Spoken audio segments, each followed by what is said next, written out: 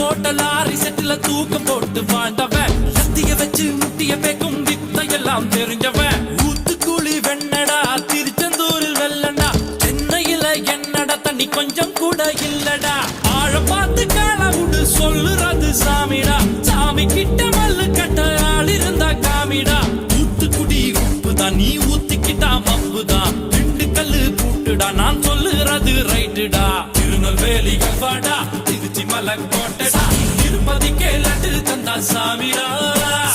இருட்டு கட்ட அல்வாடா இட்லி கட்ட ஆயாடா உருட்டு கட்ட சத்தம் கேட்டா சாமிடா